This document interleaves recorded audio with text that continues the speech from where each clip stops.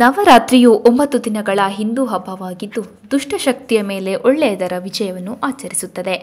ಈ ಹಬ್ಬವು ಭಾರತದಲ್ಲಿ ಹಿಂದೂ ಮಾಸದ ಅಶ್ವಿನಿ ಮಾಸದ ಪ್ರಕಾಶಮಾನವಾದ 15 ದಿನಗಳ ಮೊದಲ ದಿನದಂದು ಪ್ರಾರಂಭವಾಗುತ್ತದೆ ಮತ್ತು 10ನೇ ದಿನದಂದು ಕೊನೆಗೊಳ್ಳುತ್ತದೆ.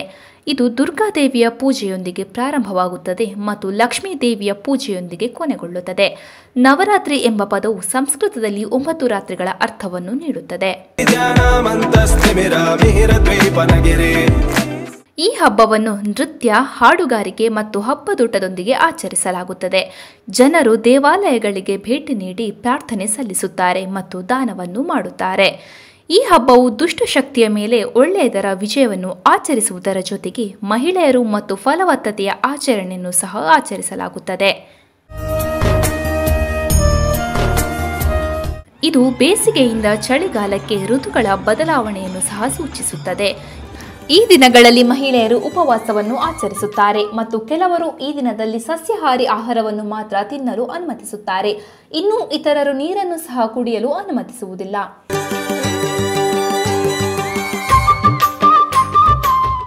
ನವರಾತ್ರಿಯನ್ನು ಭಾರತದಾದ್ಯಂತ ಆಚರಿಸಲಾಗುತ್ತದೆ, ಆದರೆ ವಿವಿಧ ಪ್ರದೇಶಗಳಲ್ಲಿ ಇದಕ್ಕೆ ವಿಭಿನ್ನ ಹೆಸರುಗಳಿವೆ.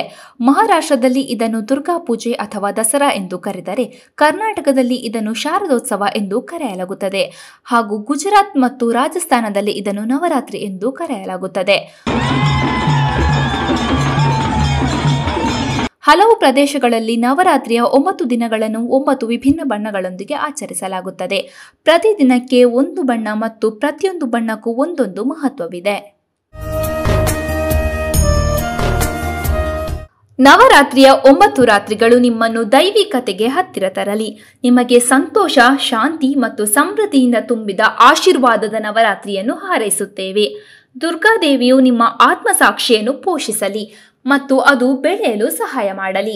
ಈ ನವರಾತ್ರಿಯು ಆಧ್ಯಾತ್ಮಿಕ ಜಾಗೃತಿ ಮತ್ತು ವೈಯಕ್ತಿಕ ಬೆಳವಣಿಗೆಯ ಸಮಯವಾಗಲಿ. ದೇವಿಯ ಆಶೀರ್ವಾದ ಸದಾ ನಿಮ್ಮೊಂದಿಗಿರಲಿ.